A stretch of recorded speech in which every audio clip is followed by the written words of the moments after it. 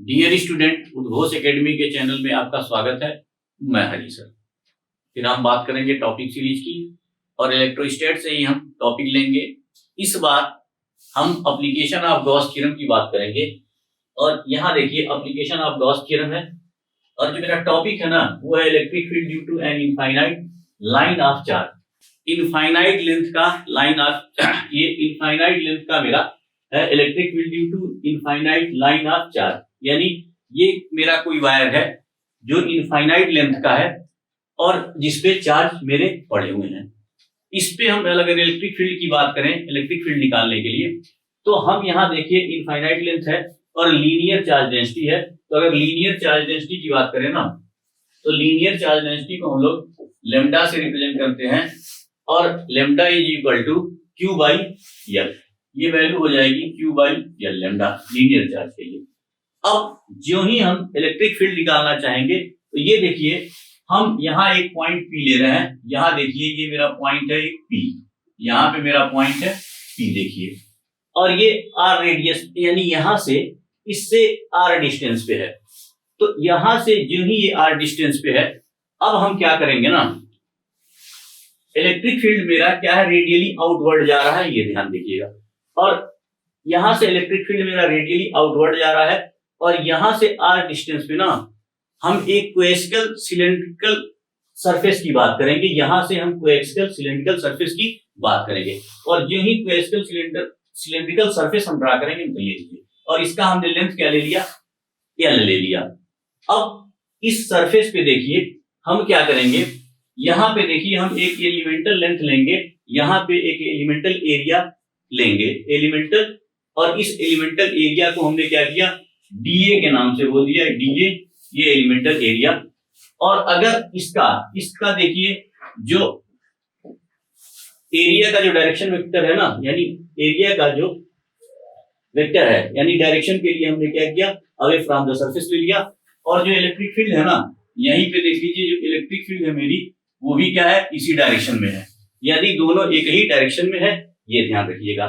और अब हम क्या करेंगे, अगर हम इस सरफेस की बात करें, हम जो ही इस सरफेस की बात करेंगे, यहाँ पे अगर हम फार्मूला यूज करते हैं तो यहां से वैल्यू हो जाएगी मेरी E डॉट DA, और ये वैल्यू हो जाएगी मेरी ना, ये भी इलेक्ट्रिक फील्ड भी रेडियली आउटवर्ड है और सिमेट्रिकली यूनिफॉर्म है और एरिया वेक्टर भी इधर ही है। तो दोनों के बीच में एरिया वेक्टर और इलेक्ट्रिक फील्ड के बीच में जो एंगल बनेगा ना वो 0 डिग्री बनेगा। तो यहां से हम लिखेंगे E DA cos 0 डिग्री, और cos 0 की वैल्यू होती है ना 1 होती है। तो ये वैल्यू हो गया E DA, ये मेरी वैल्यू निकल गई। अब हम इसको हम गॉसियन सरफेस कंसीडर कर लें।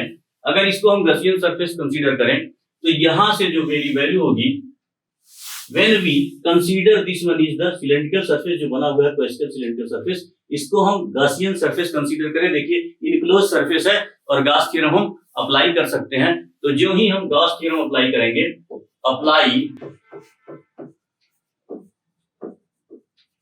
गॉस थ्योरम, जो ही हम गॉस थ्योरम अप्लाई करेंगे तो यहां से हम फ्लक्स की वैल्यू निकालेंगे। तो यह phi E is equal to, जो वैल्यू होगी मेरी ये हो जाएगी मेरी, देख लीजिए ये हो गया E और ये हो गया DA, और यहाँ पे हम क्लोज सरफेस की बात कर रहे हैं तो हमने ये क्लोज सरफेस कर दिया इस तरीके से। अब इलेक्ट्रिक फील्ड हर तरफ यूनिफॉर्म है, रेडियली आउटवर्ड है, तो इसको हम ऐसे लिख सकते हैं E, और ये वैल्यू हो गई मेरी A और DA, ये वैल्यू मेरी हो गई। अब देखिए ये क्लोज सरफेस इंटीग्रेशन है, तो ये जो कर्व सरफेस है ये सिलेंड्रिकल सरफेस है, तो जो ये कर्व सरफेस है इस कर्व सरफेस को देख लीजिए, ये जो कर्व सरफेस इस तरीके से बना हुआ है, इसकी लेंथ क्या है, L है। तो अगर इस कर्व सरफेस का हम एरिया की बात करें तो ये वैल्यू हो जाएगी मेरी यहां से E, और ये वैल्यू हो जाएगी 2 पाई RL, यहां से ये वैल्यू आ गई। और इसको हम इस तरीके से लिख दें कि phi E is equal to मेरा हो गया E 2 पाई RL, ये वैल्यू को हमने इक्वेशन नंबर 1 डाल दिया है। अब यहाँ पे देखिए, इस सरफेस की हम बात करें, इस वाले सरफेस की बात करें, यहाँ पे देखिए ये जो सरफेस है और यहाँ मेरी इलेक्ट्रिक फील्ड जो है इधर है, और जो मेरा एरिया वेक्टर है ना, जो एरिया वेक्टर है इस डायरेक्शन में जा रहा है, और यहाँ पे जो एंगल है ना वो 90 डिग्री बन रहा है। यानी एरिया वेक्टर और इलेक्ट्रिक फील्ड के बीच में जो एंगल है 90 बन रहा है। तो इस सरफेस का हम इलेक्ट्रिक फ्लक्स अगर निकालें तो ये वैल्यू हमारी यहीं से देख लीजिए, यही जो ही हम इलेक्ट्रिक फ्लक्स निकालेंगे ना तो ये हो जाएगा phi E is equal to यहाँ ई ए कॉस 90। तो ये वैल्यू क्या हो जाएगी मेरी, 0 हो जाएगी। यहां से देख लीजिए, इस तरीके से कर दीजिए तो ये वैल्यू मेरी 0 हो गई। अब अगर हम लीनियर चार्ज डेंसिटी की बात करते हैं तो यहाँ पे गॉस थ्योरम अगर हम अप्लाई करें तो गॉस थ्योरम की जो वैल्यू होती है ये होती है phi E is equal to total enclose charge, मेरा क्यू है, और divided by epsilon naught, where epsilon naught is permittivity of the free space. यहां से अगर हम क्यू की वैल्यू रखना चाहें, यहाँ की अगर क्यू की वैल्यू रखना चाहें तो ये देखिए, जो लीनियर चार्ज डेंसिटी की हम बात कर रहे हैं, तो यहां से अगर लीनियर चार्ज डेंसिटी की बात करें तो lambda is equal to q by l है, और इसको हम इस तरीके से भी लिख सकते हैं, अगर इसका यूनिट लिखना चाहे ना तो ये हो जाएगा कूलम पर मीटर, और इसको चाहे तो हम इस तरीके से भी चेंज कर सकते हैं, Q is equal to lambda into l. अब इस लेमडा एल की वैल्यू को ना हम यहाँ यूज कर दे रहे हैं, तो यहाँ से अगर हम इसको यूज करें तो ये वैल्यू हो जाएगी lambda l divided by epsilon naught. ये मेरा इक्वेशन नंबर 2 हो गया।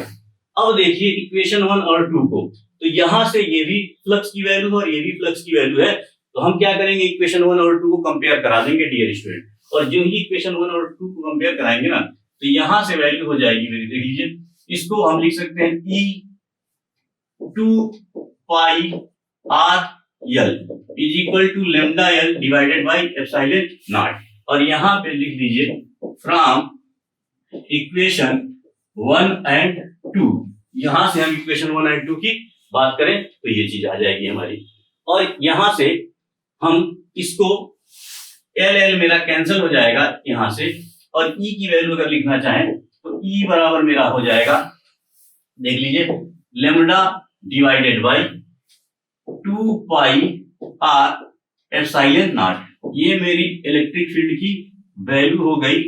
और देखिए हर सरफेस पे, अगर इस सरफेस पे भी बात करेंगे ना तो यहाँ भी जो इलेक्ट्रिक फील्ड होगा और एरिया वेक्टर होगा ना नीचे वाले सरफेस पे भी, वो भी क्या, दोनों परपेंडिकुलर होंगे, तो यहाँ भी फ्लक्स की वैल्यू 0 होगी।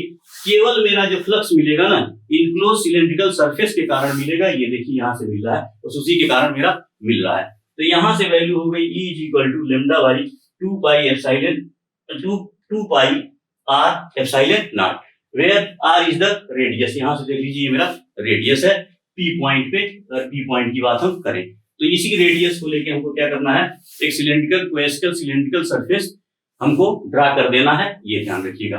अब इसी को अगर हम वेक्टर फॉर्म में लिखना चाहें, इसी को अगर हम वेक्टर फॉर्म में लिखना चाहें ना तो डियर स्टूडेंट, वेक्टर फॉर्म अगर हम इसी को वेक्टर फॉर्म में लिखना चाहें, वेक्टर फॉर्म में अगर हम इसको लिखना चाहें तो ये वैल्यू हो जाएगी मेरी, यहाँ देख लीजिए, इस तरीके से वैल्यू मैं लिख दे रहा हूं, ये वैल्यू हो जाएगी electric field vector is equal to lambda by 2 pi r epsilon naught, और यहां से हम एक यूनिट वेक्टर फॉर डायरेक्शन के लिए दे दें। तो ये हो गया मेरा इलेक्ट्रिक फील्ड निकालने का तरीका।